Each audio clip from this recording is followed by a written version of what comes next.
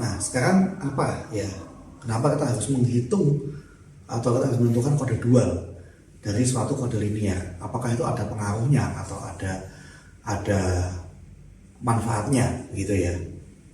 Nah, ternyata manfaatnya ada pada pendeteksian kesalahan yang muncul dalam transmisi data atau pengiriman kata kode.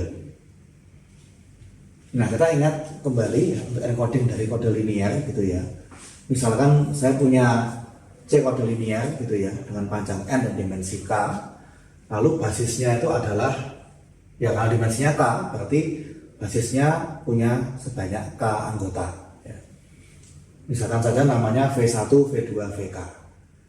Nah, kita membentuk yang namanya matriks pembangun, yaitu matriks G yang baris-barisnya adalah anggota dari basis.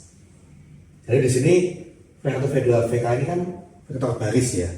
Kita menggunakan baris karena ya kita biasa menuliskan digit secara mendata ya. Jadi V1, V2 sampai Vk ini vektor baris lalu disusun secara menurun. Nah, di sini kalau kita punya pesan asli gitu ya. Kita punya pesan aslinya itu adalah U1, U2 sampai UK begitu. Ini kita encoding. Ya, ini kita encoding menjadi U dikali G ya. Jadi kalau kita punya pesan asli sebanyak K digit, kita encoding dengan matriks pembangun G. Nah, ini akan menjadi apa? Ini saya sudah sempat jelaskan di virtual meeting minggu lalu. Berarti ini menjadi vektor U1, U2 sampai UK. Ini dikalikan dengan matriks ya. Ya, mungkin saya buat sebagai matriks saja gitu ya. Samakan simbolnya. Ini dikalikan dengan V1, V2 sampai Vk. Nah, ingat di sini ini vektor 1 kali K ya. Ini ukurannya ya. Ini ukurannya 1 kali K. Yang ini ukurannya adalah K kali N. Jadi di sini U1, U2 sampai UK ini skalar. Tapi di sini V1, V2, Vk ini adalah vektor. Ya, ini oke, ini saya baca anggota FQK ini ya. Tapi kalaupun nanti Anda kerjakan dengan menggunakan perkiraan matriks, ini akan menjadi U1 V1 tambah U2 V2 tambah dan seterusnya sampai UK VK. Nah, berarti ini sama aja dengan apa? Ini adalah ya, ini ukuran 1 kali N ya. Ini adalah kombinasi linear gitu ya. Kombinasi linear dari V1, V2 sampai Vk. Ya, tentu saja nanti di sini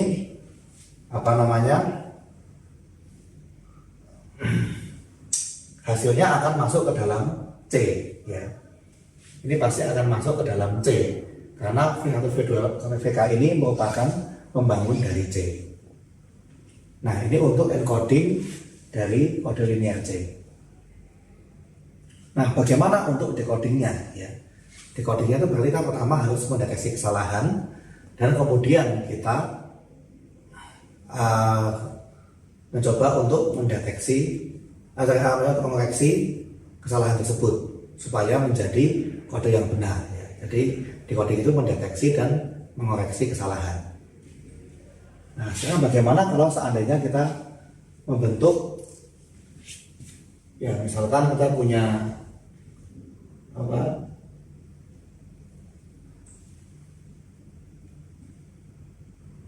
ya, ini kan CPAP sendiri ini juga sebenarnya merupakan kode linear ya.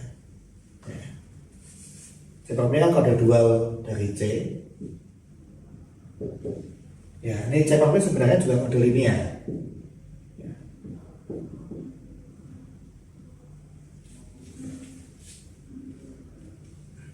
Ya, ini bisa dibuktikan ya dengan sifat dari komplement ortogonal. Itu juga nanti dia akan merupakan ruang vektor bagian dari FQ pangkat N. Nah, jadi C per dua dari C ini juga merupakan kode linear. Nah, tapi ada sifatnya ya. Dimensi dari C per ini sama dengan N dikurangi dimensi dari C. Dengan N ini adalah panjang dari C dan juga dari C per. Pada contoh yang tadi kita sudah melihat saat C-nya panjangnya 5, kemudian C-nya berdimensi 3, ternyata C per berdimensi 2. Nah, berarti kalau misalkan ya dimensi C ini K, berarti dimensi dari C per adalah N-K. Oke, ya. Jadi kalau C dan C per ini merupakan bagian dari FQ pangkat N, atau mereka merupakan kode linear dengan panjang N. Kalau dimensi C sama dengan K, maka dimensi dari C per akan sama dengan N-K. Ini teorema yang juga berlaku untuk komplement ortogonal pada ruang vektor secara umum. Nah, artinya di sini C per ini akan punya N-K anggota himpunan basis. Ya, jadi di sini basis dari C per kita bisa sebut misalkan W1, W2 sampai Wn-K. Ya. Sebenarnya vektor ya semuanya ya. Nah, lalu kita bisa membuat suatu matriks ya. Matriks H yang isinya adalah W1, W2 sampai Wn-K. Jadi kita membentuk suatu matriks pembangun ya. Ini Ini matriks pembangun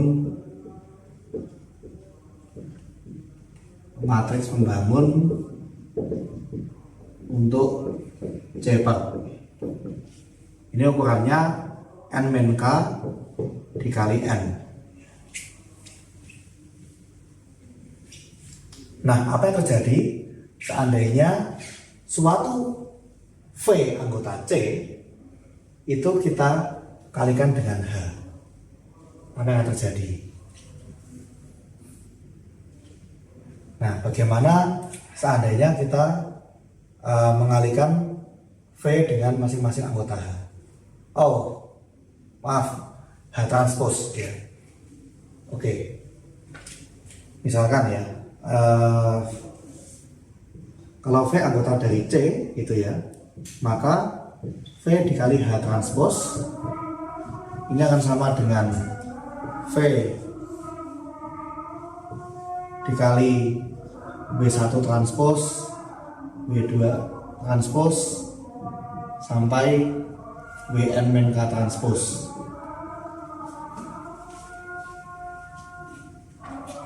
Ya, ini sebenarnya akan sama dengan apa?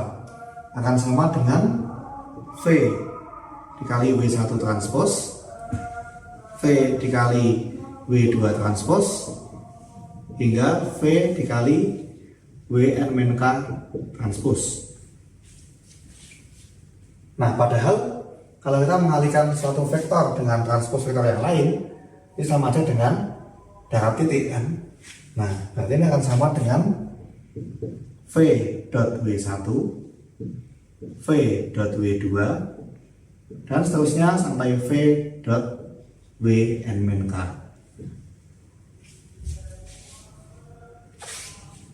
Nah, padahal V ini anggota dari C, sedangkan W1, W2 sampai Wn-K ini semuanya anggota dari C per, karena ada basisnya.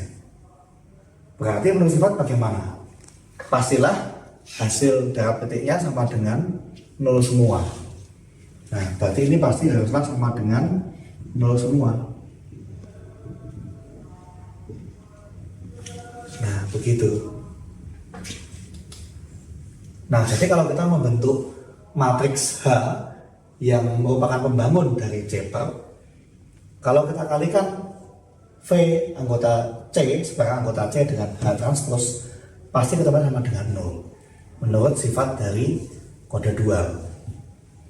Nah, artinya ini bisa digunakan untuk mengecek apakah kode yang dikirimkan itu sudah benar atau belum. Karena kalau benar V anggota C, pasti VH transpose sama dengan 0. Nah, jadi mereka punya punya cara untuk melakukan deteksi kesalahan ya.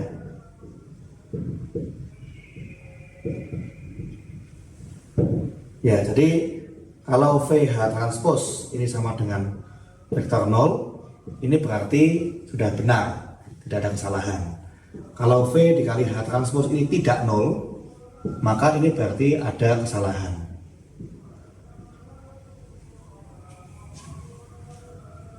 Ya. Nah, jadi daripada membandingkan apakah sama atau tidak dengan salah satu anggota C gitu ya. Kalau kita di kode blok kan kita bandingin satu persatu gitu ya. Nah, bayangkan kalau C-nya itu ada banyak anggotanya, kan malah gak efektif kalau dibandingkan satu persatu. Secara algoritma pun akan makan waktu lebih lama ya. Nah, tapi kalau dikalikan dengan H transpose, nah itu akan lebih mudah untuk dikomputasikan. Nah, jadi kalau misalkan saya menerima suatu kode yang saya duga anggota dari C, untuk mengecek ini benar apa tidak, saya hitung V dikali H transpose. Kalau ketemunya sama dengan 0, berarti dia sudah benar. Tapi kalau ketemunya tidak 0, berarti pasti ada kesalahan. Nah, jadi inilah proses deteksi kesalahan pada kode linear.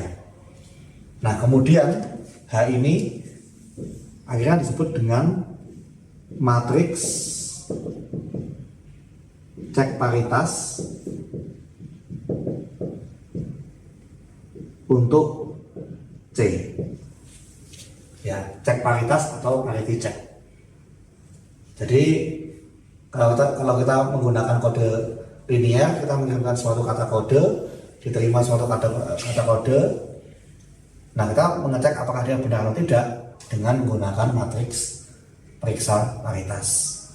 Kalau dikalikan ketemunya sama dengan 0, berarti dia betul, dia sudah merupakan kode yang tepat. Tapi kalau tidak, berarti dia salah. Nah, jadi itu kegunaannya kode dual untuk melakukan deteksi kesalahan. Bagaimana untuk cara mengoreksinya? Nah, itu nanti kita menggunakan metode yang sedikit lebih lanjut, namanya sindrom decoding. Nah, kita malah menggunakan konsep dari group. Nah, itu akan kita pelajari pada pertemuan minggu depan. Jadi ya, untuk minggu ini itu materinya ya, mengenai kode linear yang dibangun oleh suatu himpunan, kemudian bagaimana untuk menentukan kode dual, dan sekarang bagaimana untuk algoritma deteksi kesalahan dari kode linear. Nah, minggu depan kita bisa masuk ke algoritma untuk koreksi kesalahan. Demikian materi minggu ini. Terima kasih dan selamat belajar.